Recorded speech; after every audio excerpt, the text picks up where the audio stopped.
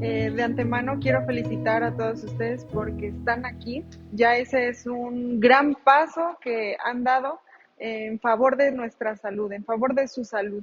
Entonces, gracias por su tiempo. Créanme que hemos extractado un poco de esta información para que no sea tan tediosa. Si en algún punto siéntanse con la confianza, tienen alguna duda, algún comentario, por favor, interrúmpanme, no hay ningún problema. Yo quiero que esto sea más que nada una tipo charla, no tanto de aquí para allá nada más, sino también obtener pues sus comentarios, sus experiencias, sus dudas, ¿sale? Entonces, pues nuevamente me presento, soy la doctora Elizabeth y pues comenzamos. El día 19 de octubre es el Día Internacional de la Lucha contra el Cáncer de Mama, pero en general, como notan, pues prácticamente, al menos en México y yo creo que en todo el mundo, el mes de octubre es un día emblemático, es un día que se pinta de rosa. Si ustedes pasan por esta avenida un día en la nochecita, se van a dar cuenta que esta sucursal del Chopo está iluminada de rosa.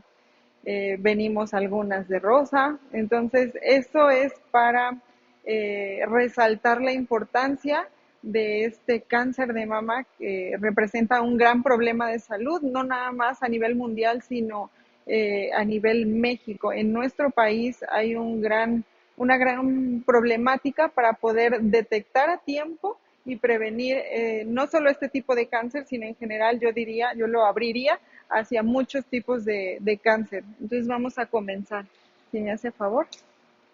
Ok, bueno, como les vengo diciendo, dos puntos fundamentales para abordar este problema de salud en nuestro país, pues es definitivamente, como lo dice aquí, la prevención, hacer estrategias que nos permitan prevenir, adquirir esta enfermedad y estrategias que nos den la oportunidad de detectarlas de manera oportuna.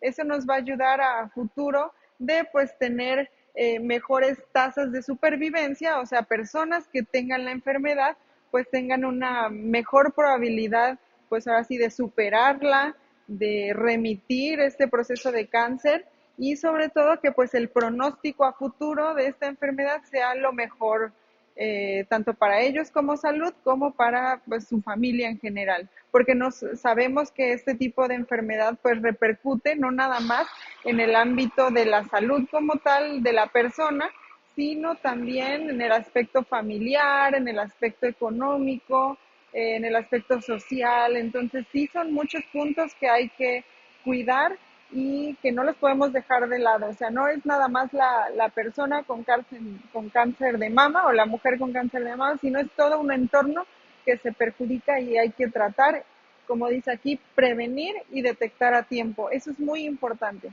Entonces, a lo largo de esta plática, como les decía, lo voy a tratar de hacer un poquito más dinámico, no tan tedioso para ustedes, y vamos a abarcar estos temas. Si notan aquí, el primer punto es el panorama en general del cáncer de mama, es decir, cómo estamos a nivel mundial en cuanto al cáncer de mama, cómo estamos en nuestro país en cuanto al cáncer de mama, eso también es muy importante. Y otros puntos también muy importantes es la autoconciencia. Ahí es donde nosotros vamos a aprender a, pues, a conocernos, a informarnos acerca de este tema de salud para poder en un futuro poder tener las herramientas necesarias para tomar decisiones. Si es que en un punto de nuestra vida nos enfrentamos con, ya sea nosotros mismos, con un problema de salud así, o con un familiar, con una amiga, etcétera. Eso nos va a permitir tener el conocimiento necesario para poder ayudarnos a nosotros mismas y apoyar a las demás. ¿Ok? También vamos a tratar, muy importante, la autoexploración. Tal vez es un tema que se ha recalcado mucho año con año en estas fechas, pero yo creo que nunca va a estar de más repetirlo. A veces somos muy repetitivos, de que hay que autoexplorarse, pero eso es muy importante, es lo más importante, yo diría, de toda esta plática, eso es lo que se nos debe de quedar. O sea, tenemos que marcar un parteaguas el día de hoy y yo les preguntaría así abiertamente, ¿quiénes se autoexploran mes con mes? ¿Sí? Ok, se dice que de cada 10 mujeres, solamente 4 se autoexploran. Y a lo mejor estamos diciendo mucho, yo diría que menos. Hay, hay personas que conocemos y del tema de la autoexploración, pero no lo llevamos a cabo mes con mes. Así como que poquito sabemos del tema y lo dejamos porque no nos sentimos mal, porque no hemos obviamente experimentado una enfermedad así, pero eso es muy importante. ¿Para qué? Otra vez, para prevenir y detectar a tiempo. Otro tema muy importante son las señales de alarma. Derivado de esta autoexploración que vamos a ver más adelante, tenemos que estar muy alerta para detectar esas señales de alarma, para entonces acudir a un examen clínico, que es el otro punto. También vamos a ver, a tocar el tema de los auxiliares diagnósticos, o sea, qué estudios o qué análisis son los que vamos a necesitar una vez que ya sea que detectemos algo, o también hay algunos estudios que se deben de hacer de manera rutinaria para prevenir, y vamos a ver en qué momentos y a qué edades hay que comenzar a hacerlos, ¿ok? Y por último, un estilo de vida saludable es algo que nos puede ayudar y algo que puede jugar a favor de nuestra salud, ya sea para prevenir. Está muchísimo, hay muchos estudios que avalan que un estilo de vida saludable, hablando de alimentación y de actividad física y pues una estabilidad emocional, también nos va a ayudar a no solamente prevenir, sino si en algún momento hay una paciente ya con diagnóstico de cáncer de mama, un estilo saludable con mayor razón es lo que nos va a ayudar a tener un mejor abordaje, un mejor tratamiento y un mejor pronóstico.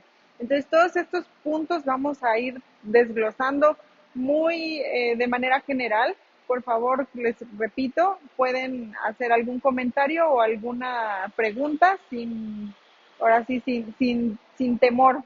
¿Sale? Avanzamos. Ok, entonces, el cáncer de mama. ¿Qué es el cáncer de mama? Pues bueno, es un crecimiento desordenado, muy desorganizado de las células del tejido mamario en este caso. Cuando nosotros tenemos las células, digamos, tienen un ciclo normal, un ciclo de crecimiento, de desarrollo, y deben de tener un momento en el que deben de morir, por así decirlo. Eso es un ciclo normal. La muerte de una célula se le conoce como apoptosis, pero hay a veces ciertas alteraciones en ese tejido, en ese ADN del núcleo de la célula, que entonces se empieza a desordenar ese desarrollo y ese crecimiento de ese tejido. Entonces se juntan esas células que se empiezan a formar cancerosas y forman un tumor, es decir, se coleccionan en un punto de ese tejido que están afectando y van a producir un tumor. En este caso, cuando hablamos ya de cáncer, estamos hablando de un tumor maligno. Cuando hay situaciones en las que crecen tumores, pero son benignos, entonces ahí ya nos van a ayudar los estudios diferentes que tenemos a la mano para poder diferenciar si es un tumor maligno, si es un tumor benigno, etcétera. Vamos a irlo desarrollando más adelante. Pero el cáncer de mama entonces es un crecimiento anormal, un crecimiento que no debe de ser, desorganizado y muy independientemente del resto del tejido.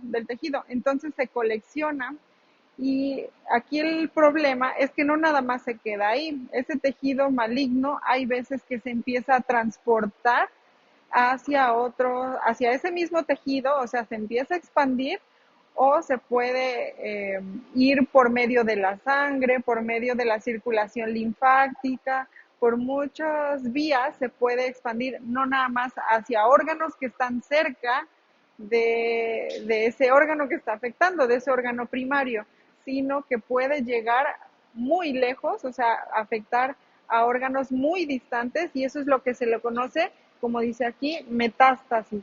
esa metástasis tan temida y tan peligrosa que a veces pues nos llega a afectar. Y alguna duda hasta aquí, sí se entiende el concepto de cáncer, ¿verdad? Cáncer de mama. Entonces, el cáncer de mama, la OMS o la Organización Mundial de la Salud la reconoce incluso como el tipo de cáncer más común en las mujeres. Imagínense, o sea, nuestro organismo prácticamente puede sufrir de cualquier tipo de cáncer de muchos órganos. Sin embargo, el cáncer de mama específicamente es el más común en las mujeres. De ahí, pues, el problema al que nos enfrentamos. Entonces, a nivel mundial, ¿cómo estamos a nivel mundial? A pesar de todas estas estrategias que se hacen de orientar a la población, de información, de anuncios en la televisión, de campañas publicitarias, etcétera, aún así el cáncer de mama se ha posicionado como uno de los cánceres más comunes, como decía yo, en las mujeres en todo el mundo. El cáncer de mama también es una de las principales causas de muerte a nivel mundial. O sea, ¿por qué pueden morir las mujeres? El cáncer de mama es una causa de las más fuertes por las que una mujer puede morir a nivel mundial. En el mundo cada año se registran una super cantidad, como dice aquí, de defunciones por cáncer de mama. Y aquí yo les preguntaría, tanto en el mundo como en México se ha visto un aumento de tanto diagnóstico de cáncer de mama como de muertes por cáncer de mama desde el 2020 hacia acá. ¿Por qué creen que sea eso? Como que se ha visto muy marcado que a partir del 2020 el número de muertes aumentó. ¿Qué sucedió en el 2020? ¿Se acuerdan? La pandemia. La pandemia vino a trastornar mucho el diagnóstico, el tratamiento, el seguimiento de pacientes con cáncer. Entonces, digamos que a manera general, por atender una situación pública que nos alarmó, que nos preocupó, que nos ocupó de manera súbita, porque el COVID vino a cambiar nuestra vida. Entonces, sí se desatendieron otras situaciones de salud, entre ellas el cáncer, entre ellas el cáncer de mama. Entonces, sí se ha visto que a partir de ese momento, de ese año, las muertes y pues todo lo alrededor, el tratamiento, el sistema de salud alrededor de este tipo de cáncer, pues se ha visto afectado. ¿Seguimos, por favor? Ok, entonces en México, ¿cómo estamos? Como les decía yo, debido al cáncer de mama, a partir del 2020, pues han muerto muchas mujeres y eso en muchas de las ocasiones no debería de ser. Se pudo haber prevenido, se pudo haber detectado más a tiempo para lograr un adecuado seguimiento, un adecuado tratamiento. Entonces ese es el objetivo del día de hoy. También las tasas de mortalidad más altas se registran en los grupos de edad de 45 años en adelante. O sea, algo nos dice que a mayor edad es mayor probabilidad de que si nos da cáncer de mama, pues tenemos un peor pronóstico o mayor riesgo de morir. También, según las Naciones Unidas, este tipo de cáncer, pues tiene, como les decía yo, tiene una mayor incidencia a partir del 2020. Seguimos, por favor. Y miren, esta es una grafiquita que más allá de explicarla tal cual, así con sus numeritos, yo nada más quiero que se queden con esto. Esto es en 2010 y acá es en 2019. Las estadísticas en México van un poco retrasadas y a veces no tenemos estadísticas completamente actuales. Pero, por ejemplo, aquí tal cual tenemos prácticamente 20 años, perdón, 10 años, y entonces, si se fijan, en general, la tendencia va siempre a la alza. Siempre, siempre los números de casos van a la alza. Eso quiere decir que estrategias que hemos venido haciendo durante estos años o no están funcionando o están funcionando poco, no están teniendo un impacto como debería de ser. Entonces, ¿qué hacer? ¿Qué hacer para que se nos quede grabado en la cabeza que mes con mes como mujeres nos tenemos que cuidar, nos tenemos que autoexplorar? Nadie más va a venir a decir, oye, ya te autoexploraste este mes, entonces tiene que ser una responsabilidad de nosotros para poder contrarrestar esta tendencia. Es una enfermedad que se puede detectar, que se puede diagnosticar a tiempo y no debería de ir a la alza. Tenemos ya hoy en la actualidad muchas herramientas a nuestro alrededor, como la información, que es una de ellas, elementos de diagnóstico que nos ayudarían por lo menos a mantener una línea un poquito más estable, no a la alza. Seguimos. Entonces, como ven, nos estamos enfrentando a algo, a un problema, pues sí, importante, y como mujeres nos debe de ocupar. ¿Qué es lo que tenemos que hacer? Pues crear autoconciencia, y ese es el propósito de eventos como este, donde necesitamos el personal médico, el personal de salud, impulsar a las pacientes a que se conozcan. Yo les invito a que día con día se miren en el espejo y todos los días, ahora sí que aparte de verse bonitas y bellas y digan qué bonita amanecí hoy, pues se pongan a verse un poquito a detalle para ver si en algún momento notamos cambios en nuestro cuerpo. Es muy difícil que a veces nos veamos, nos tomemos unos 2 minutitos a vernos completamente, pues incluso desnudas, nosotras mismas en un espejo, para ver si hay cambios durante el tiempo, día con día, mes con mes, y eso es muy importante. Eh, la siguiente. Entonces, ¿qué tenemos que hacer? Tenemos que observarnos, tenemos que conocernos y tenemos que informarnos. Conocer los factores de riesgo, es decir, sabemos si tengo un riesgo para tener en un futuro cáncer de mama o no. ¿Sale? Entonces eso es muy importante que tenemos que hacer, comprender, como les decía yo, todo el entorno, toda esta información para poder tomar decisiones de una manera informada. Gracias, Claudia. Sí. Ok, entonces tenemos muchos factores de riesgo, muchas situaciones que pueden favorecer o no el tener un tipo de cáncer en general o en este caso cáncer de mama. Entonces, es una enfermedad multifactorial, muy compleja. El cáncer hasta el momento yo creo que hay mucho que se tiene que estudiar todavía y todos estos son factores, yo les diría como si fuera un apagador de luz, que ya sea que pueden encenderlo o apagarlo. Hay situaciones que ya las traemos ahora sí como dicen de fábrica, o sea que ya venimos con cierta predisposición, con cierta marca, por así decirlo, y no las podemos modificar, pero hay muchas que sí podemos modificar, no solo para prevenir, sino para tratar también. Entonces, el género, hay que tener en cuenta que la mayoría de las mujeres, una gran mayoría de las mujeres somos las que tenemos más propensión a cáncer de mama. Sin embargo, hay que recordar que sí hay casos de hombres con cáncer de mama. Es muy poco probable por la cantidad de tejido mamario que tienen los varones, pero sí es posible, sí se llega a dar.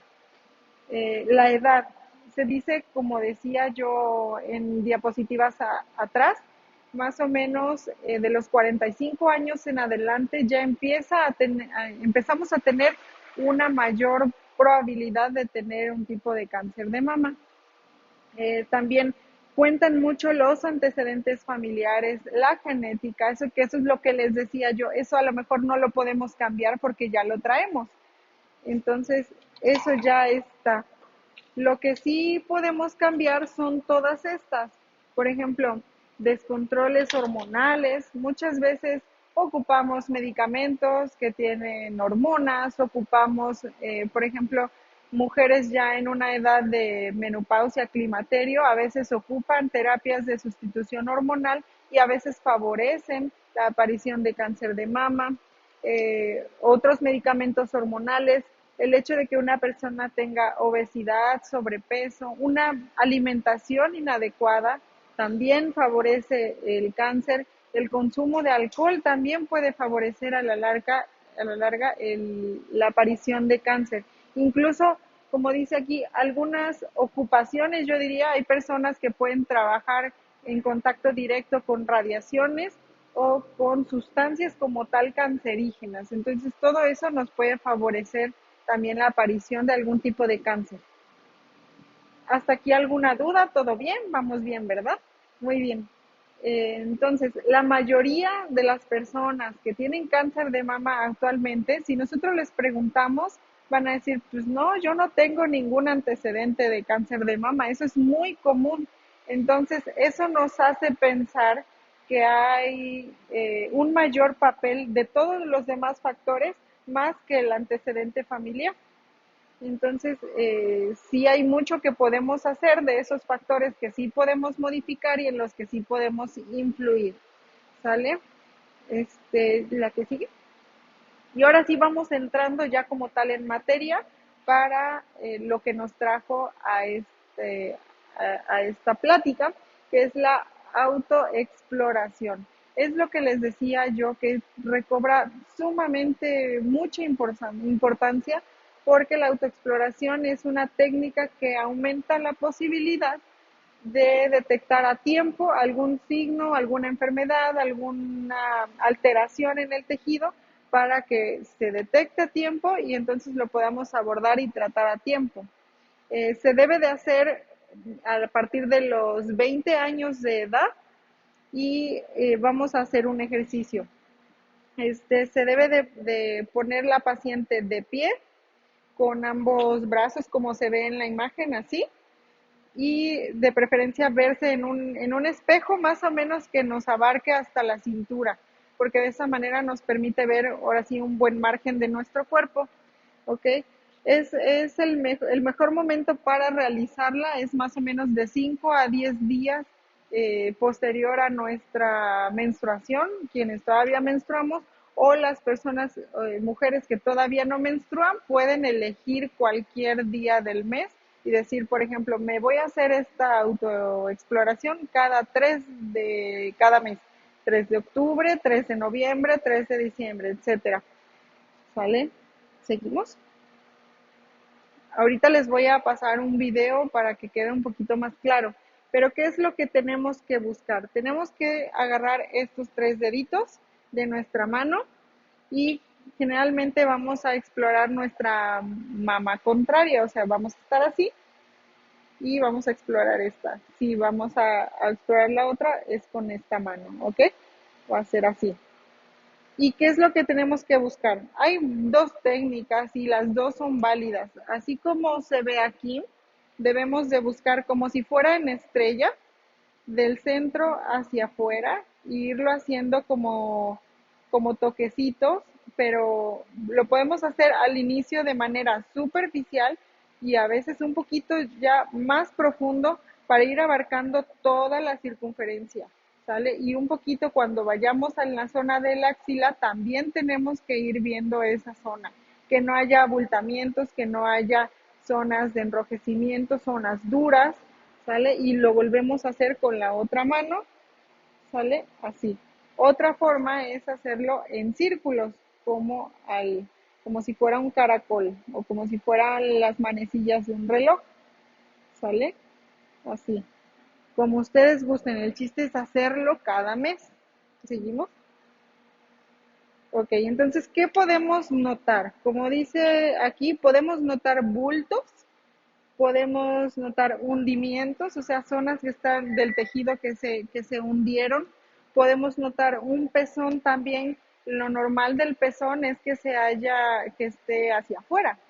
Este, está alterado cuando ese pezón está sumido, está hacia adentro. También podemos notar alguna secreción, es decir, sale algún líquido de los pezones, ya sea de uno, de ambos. Ese líquido puede ser pues agüita nada más. Generalmente hasta cierto punto es normal en aquellas personas que acaban de tener un bebé, que se acaban de tener un embarazo reciente, pues es posible que puedan tener una secreción y es normal. Pero no es normal cuando esa secreción sea amarillosa, espesa, cuando huele mal, obviamente cuando tiene sangre. Todas esas secreciones se deben de estudiar y hay que atenderse. Y también cuando hay enrojecimiento o no sean, bueno, ¿se acuerdan de los cacahuates garapiñados? Hay veces que así la piel se hace como garapiñada. Y seguimos. Creo que falta un anterior. ¿O no? Sí, antes. Ajá. Antes. Sí, sí se pasó. Ajá. Esta. Ok. Entonces, ya que nos hicimos la autoexploración, es importante, como decíamos, qué es lo que podemos notar que no es normal. Entonces, como decíamos, cambios en el pezón, hundimiento o irritación, también bolitas, ya sea alrededor o cerca de la areola también. Podemos notar algún fluido, como de lo que decíamos, alguna secreción que no es normal, obviamente no es leche, las mujeres que están lactando. También podemos notar venitas que se notan, que se protruyen más, que se saltan, por así decirlo. Y también puede haber dolor o aumento de la temperatura. Es importante que detectemos también, porque muchas veces de esas bolitas, de esas lesiones que notamos, a veces no duelen y dicen, pues no duele, no le hago caso, o no está rojo, no le hago caso. No, sí hay que hacerle caso, aunque no duela, aunque no moleste. Hay que estudiarlo. Nos podemos salir un poquito de ahí y nos vamos a un video que tengo, por favor.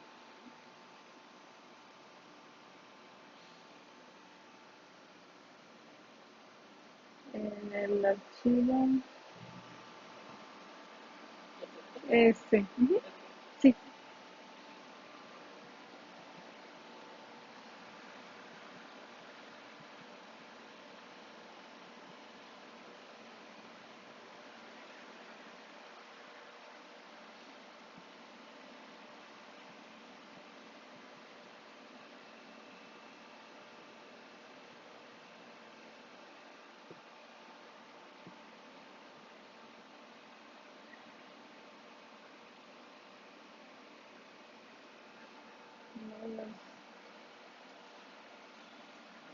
No, no se oye. Pero bueno, no hay problema. Nos falta un poco el audio, pero sí se llega a observar. Este video nos va a ejemplificar un poquito más lo que es la autoexploración y así es como ustedes mes con mes deben de hacerlo en casa. Como les decía yo, a partir de los 20 años hay que hacer esta autoexploración en casa. Lo que les decía yo, las personas que ya no menstruan deben de elegir un día fijo de cada mes, o las personas que siguen menstruando, entonces más o menos de 5 a 7 días después de su menstruación. ¿Okay? Lo ideal pues es llevar más o menos un calendario para acordarnos que sí lo debemos de hacer. Nos colocamos, como decíamos, en un espejo, como se ve en la imagen, y vamos a observar primero, sin tocar, observar primero si hay algún tipo de alteraciones, como se ve aquí. Primero con las manos en la cintura y después ya subimos las manos y comenzamos ahora sí la autoexploración de cada lado.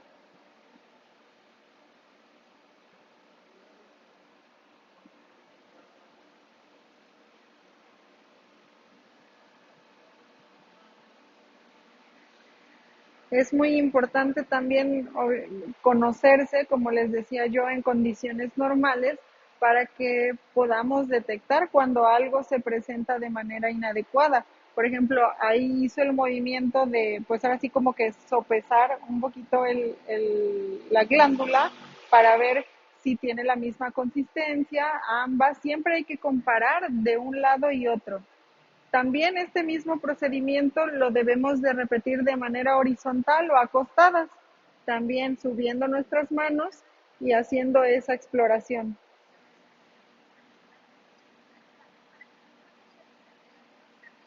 Ok, listo, ya, gracias. ¿Alguna duda de la autoexploración? Ok, entonces a partir de los 20 años, cada mes hay que hacerlo.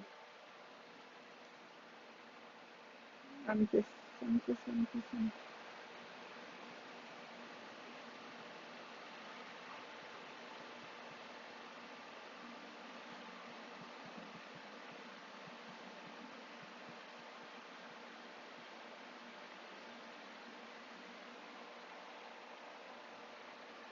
Sí. Retomamos entonces. Después de la autoexploración, ¿qué hay que hacer? Si ya entonces detectamos que hay algo anormal, que ya notamos un bultito, una secreción, una bolita, que hay dolor, un enrojecimiento, lo que sea, por mínimo que sea, hay que ir al doctor. Y ahí es donde aparezco yo.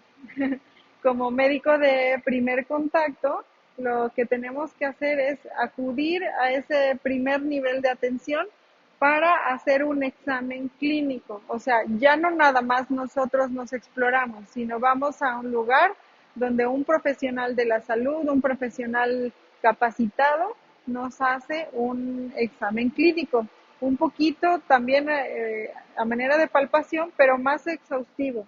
Y entonces, ¿qué hacemos cuando se nos presenta una mujer? Debemos de explorarla desde el cuello. Eso ya es en consultorio. Se debe de explorar desde el cuello para poder detectar ciertas anormalidades en la circulación linfática para ver si hay ganglios. No sé si ustedes saben, cuando se inflaman los ganglios se detectan unas bolitas a veces en el cuello. Hasta cierto punto es normal cuando tenemos una infección o sucede mucho, por ejemplo, en los niños cuando se enferman, les salen esas bolitas. Eso es normal.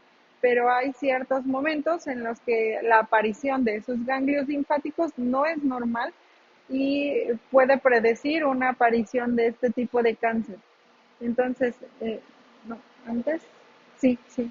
Debemos de explorar, como les decía, desde el cuello, vamos bajando hacia la región supraclavicular, vamos explorando ya como tal la zona mamaria y ahí lo hacemos un poquito de manera más exhaustiva. ¿Por qué? Porque vamos a valorar la región infraclavicular, o sea, ya pasamos cuello, ya pasamos arriba de las clavículas, ahora vamos a explorar abajo de las clavículas y toda esa zona. Nos vamos primero hacia un lado, vamos explorando la zona mamaria, todos los cuadrantes como vimos en la autoexploración. Igual la paciente se va a colocar así y nosotros vamos a ir explorando, pero vamos a abarcar un poquito más, vamos a abarcar hacia la línea axilar, o sea, hacia atrás. Y por debajo del pliegue también de cada seno vamos a evaluar también, o sea, vamos a abarcar una zona mayor y la zona external también, o sea, el pecho. Y así lo vamos a hacer del lado contrario. Igual que con la exploración, en casa lo tenemos que hacer en consultorio y de manera de pie y también acostados, ¿ok? Entonces esa ya es una exploración en consultorio un poquito más exhaustiva. Si aunado a lo que notamos en casa, si notamos también en el consultorio ya alguna anormalidad, entonces procedemos ya a hacer algunos estudios, ¿sale? Ya pasamos, ok. Tenemos la mastografía. Tengo entendido que, no sé si en años anteriores, ¿verdad, Química? Hicieron un evento especial de mastografía y estuvo excelente porque es un estudio auxiliar diagnóstico muy certero, muy de los más indicados. ¿Y cuándo lo hacemos? A manera de prevención, las personas que tienen 40 años o más, hay que hacerlo una vez al año. Hay alguna literatura que dicen cada 2 años, que dicen cada 3, pero yo diría mejor cada año mayores de 40 años, ¿ok? Aunque no haya ninguna molestia. Cuando ya detectamos alguna anormalidad, como decíamos, ya sea en la autoexploración o en el examen clínico, entonces sí o sí hay que hacerla. ¿Y qué vemos en este tipo de estudio? vemos cómo está la densidad de ese tejido, es decir, qué consistencia ahora sí tiene, como vemos aquí, debe de tener cierta trama o cierta vascularización y vamos viendo desde algo normal hacia algo ya más anormal, cuando el tejido está muy denso, eso no es normal. También podemos evaluar cuando hay nódulos, cuando hay calcificaciones o cuando hay quistes. Esas bolitas que nosotros sentimos, esta mastografía nos va a ayudar a saber en qué lugar están, si están llenas de líquidos, si son bolitas sólidas, ¿sale? Y también nos va a ayudar a valorar la forma y volumen del tejido. Esta herramienta diagnóstica es ideal para un primer paso para ir ya indagando si hay algo que no está bien. Adelante. También tenemos otras herramientas de diagnóstico como el ultrasonido. Muchas personas incluso nos preguntan, ¿pero qué es mejor, la mastografía o el ultrasonido? Ninguno es mejor que otro, son complementarios. Y hay veces que sí, hay veces que como la mastografía es una radiografía como tal de nuestros senos, pues se ocupan rayos X. Hay situaciones en las que por alguna situación en especial no se debe de utilizar rayos X, por ejemplo en personas embarazadas, pues no es recomendable usar rayos X, entonces usamos ultrasonido. En ciertos casos donde también a veces queda duda en la mastografía, algún dato que no nos quedó claro como médicos, entonces corroboramos con un ultrasonido. También el ultrasonido nos permite valorar un poco más a fondo los nódulos quistes también que notamos. Si apareció un nódulo o quiste en la mastografía, generalmente mandamos a hacer un ultrasonido para corroborar y complementar.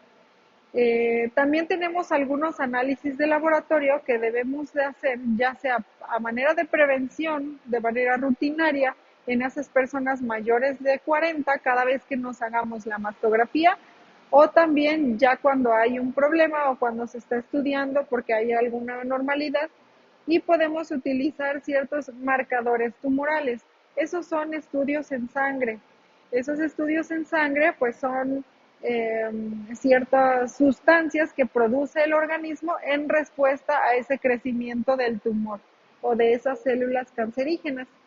Entonces, cuando hay presencia de este tipo de marcadores, como son estos que están aquí, entonces, pues favorece todavía el diagnóstico de cáncer de mama. También podemos utilizar pruebas genéticas, que esas sí son un poco más a profundidad, para ver de manera genética si tenemos una predisposición a cáncer de mama o si tenemos una alteración en los genes como tal que nos favorecen la aparición de cáncer. Hay que tener en cuenta, como decíamos en los factores de riesgo, hay ciertas hormonas que cuando se nos elevan, si se elevan mucho, también favorecen la aparición de cáncer. O incluso hay pacientes que tienen tipos de tumor o tipos de cáncer muy sensibles a las hormonas. Entonces ahí entra un juego muy importante ya como tal después, más adelante en el tratamiento, porque hay que tener muy en equilibrio ese nivel de hormonas.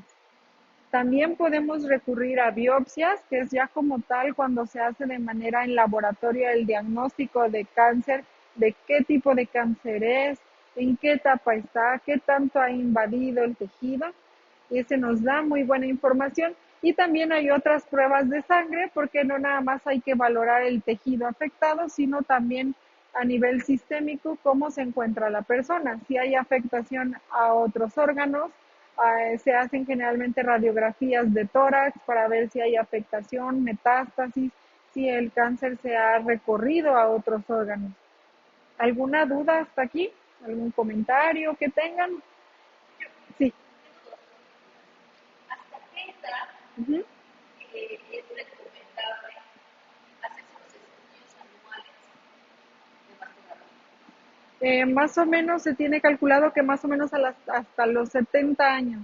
Uh-huh. Y la segunda pregunta sería, ¿esos exámenes de laboratorio exclusivamente se hacen cuando hay algún riesgo, cuando aparece algún dato peligroso? Bueno, o se pueden hacer independientemente de que no haya. Cuando no hay, digamos, no detectamos nada en la autoexploración ni tampoco en el examen clínico, todo está normal, pero tenemos factores de riesgo como antecedentes familiares o que ya con anterioridad tuvimos algún tipo de tumor o cáncer. Entonces, en esos casos sí hay que hacerlo. No nos esperemos a tener algo para entonces ya avanzar a estos estudios. Sí hay personas que teniendo factores de riesgo hay que hacerlo. Igual, por ejemplo, la mastografía. Si tenemos factores de riesgo, no me voy a esperar a tener 40 años para hacerla. Tengo que hacerlo desde antes, desde los 20, 25 años, empezar ya a hacerlo si yo tengo un factor de riesgo. Si mi mamá tuvo cáncer de mama, si un familiar directo tuvo cáncer de mama, con mayor razón, desde jóvenes hay que llevar ese seguimiento. No sé si resolví su duda. No, claro, sí, por ejemplo, un factor de riesgo podría ser haber sido sometida a la histerectomía. No directamente para cáncer de mama, no. Sin embargo, bueno, para empezar, la razón por la que tuvo una histerectomía, ¿cuál fue? Eso sí hay que estudiarlo porque si la causa que la llevó a una histerectomía tiene relación con algún tipo de cáncer, entonces sí. Ajá. Gracias, muy Pero, amable, por gracias. ejemplo, a una persona que le hicieron una histerectomía porque tuvo mucho sangrado cuando tuvo una cesárea o un parto, pues no guarda tanta relación. ¿Sí me explico? Más bien la causa de una histerectomía sería cuestión de estudiarla para ver si tiene una relación con cáncer. Gracias. No de nada. Sí. Ok, entonces ya nos saturamos de muchas cosas, de mucho autoexamen, del examen clínico, de los estudios de laboratorio. Ahora, para que quede más claro, entonces, mes con mes nos tenemos que autoevaluar, autoexplorar, como les decía, hay que conocernos, hay que tocarnos, hay que vernos en el espejo, mes con mes a partir de los 20 años. Después, la exploración clínica se debe de hacer por un médico o por un personal de la salud, igual a partir de los 20 años, y esa puede ser cada año. Aunque no haya ninguna molestia, puede ser cada año. ¿Ok? De ahí tenemos los auxiliares de diagnóstico, que son los que ya platicamos. Los análisis de laboratorio, el ultrasonido, la mastografía, que es a partir de los 40 años, y biopsias, y cuando notamos algo alterado en estos estudios de laboratorio o gabinete, entonces ya derivamos al especialista, al oncólogo o oncóloga, que ellos se van a encargar de estadificar y de establecer ya como tal un seguimiento, un diagnóstico, que es pues lo que iría desde una cirugía, es decir, retirar ese tumor que está coleccionado en ese tejido, o otro tipo de tratamientos como quimioterapia, radioterapia y también terapia hormonal. Entonces, sí es, en cuanto al tratamiento, sí es una complejidad, ya ahora sí, armar el rompecabezas entre todos estos laboratorios y análisis para decidir el mejor tratamiento, el mejor seguimiento para cada persona. ¿Seguimos? Ok, entonces ya hacemos nuestra autoexploración cada mes y como decía, el cáncer de mama es una enfermedad multifactorial, que hay factores de riesgo que podemos modificar y algunos que no podemos modificar. Pero en cuanto a los que sí podemos modificar, hay mucho por hacer. Podemos modificar nuestra alimentación. La alimentación juega un papel muy importante porque nos puede ayudar o perjudicar. Más aún cuando una persona ya es diagnosticada con cáncer de mama, la alimentación es muy, muy estricta. Se debe de modificar sí o sí. Entonces, para prevenir, no nos esperemos a tener algo. Debemos de prevenir modificando nuestros hábitos de alimentación. Muchas personas dicen, pues sí, una alimentación saludable, come frutas y verduras, pero no es nada más eso. Es más bien tener una alimentación balanceada, adecuada a cada persona, adecuada a nuestra etapa de la vida, adecuada a la actividad física que hacemos, como dice acá, Yo les diría, a grandes rasgos, evitar todos los productos procesados, todos los enlatados, todos los embutidos, que se ha escuchado mucho lo negativo de todos estos productos por las sustancias con las que se elaboran, los conservadores, etcétera, pero sí es de suma importancia que en la medida de lo posible y poco a poco nosotros vayamos haciendo esos cambios en nuestros hábitos diarios. También podemos echar mano de los suplementos, porque hay ciertos suplementos o ciertas sustancias que nos van a ayudar a una micronutrición para que nuestras células tengan una verdadera nutrición y puedan reparar esos daños si es que en algún momento se está llevando a cabo alguna mutación que pueda provocar algún cáncer a largo plazo. También es muy importante que no bebamos alcohol y obviamente que no ingiramos algunas otras sustancias o drogas que pueden ser nocivas. Como les decía yo, la actividad física es muy importante y también algo que está aquí remarcado, manejar nuestras emociones y tener una estabilidad espiritual también nos va a ayudar a tener un mejor pronóstico, una salud a largo plazo, evitar dentro de lo posible situaciones de estrés y situaciones que nos hagan estar tensos todo el tiempo, porque eso favorece el envejecimiento de nuestras células y favorece entonces la aparición de no nada más este tipo de enfermedad como cáncer, sino también otro tipo de enfermedades crónicas. Y seguimos.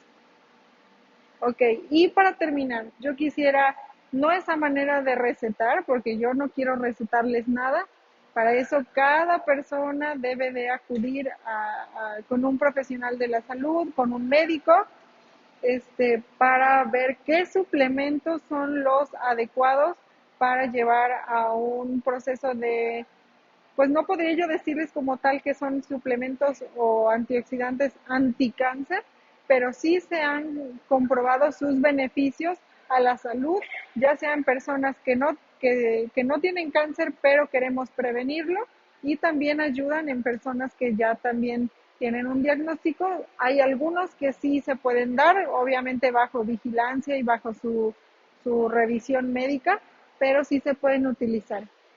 Si me adentro en cada uno de ellos, nos llevamos otras 2 horas, entonces quisiera dejarlos así. Todos son antioxidantes, todos son suplementos que en el día a día la mayoría de las personas los deberíamos de tomar. ¿Y de dónde debemos de tomarlos? Pues de la alimentación diaria normal.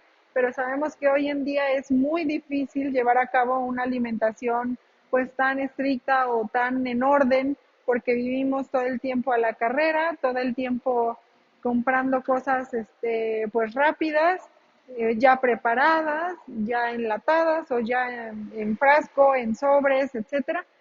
Sin embargo, como tenemos esas deficiencias o esas carencias en nuestra alimentación, pues no está nada mal enriquecer nuestra alimentación con todas estas vitaminas y antioxidantes. Tenemos el omega 3.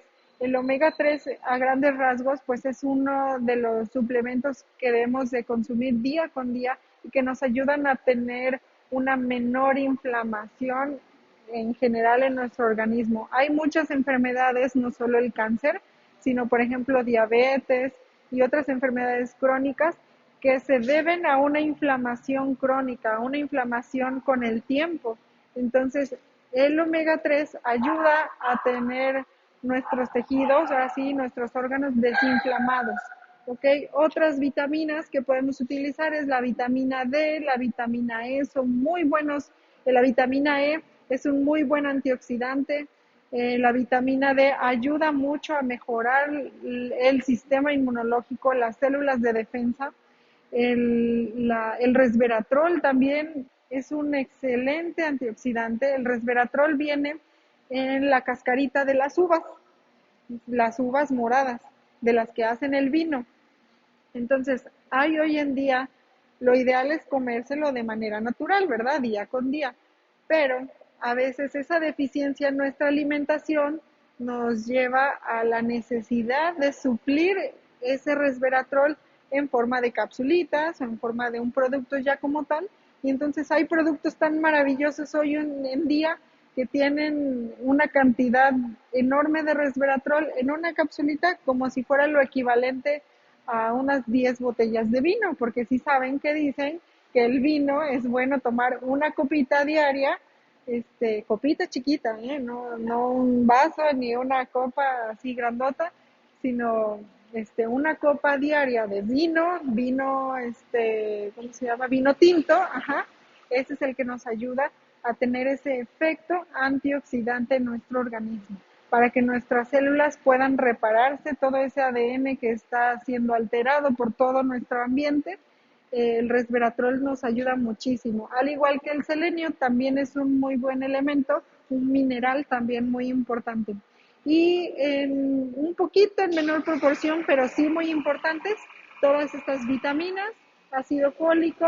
También el ácido fólico es muy importante. Se cree que nada más hay que tomar ácido fólico porque se quiere uno embarazar o porque está uno embarazada, pero lo ideal es seguirlo tomando un buen periodo de nuestra vida, no nada más cuando está una embarazada. Y otro, ha recobrado también mucha importancia la coenzima Q10. Entonces, si queremos vernos bellas, estar saludables, hay que tomar todo esto. O bueno, no todo, pero sí una buena parte para que podamos estar bien, ahora sí, por dentro y por fuera también. Y listo. Ok, hasta aquí mi parte con ustedes. No sé si hay alguna duda, por favor. Y si no, pasamos a un momentito más. ¿Hay alguna duda?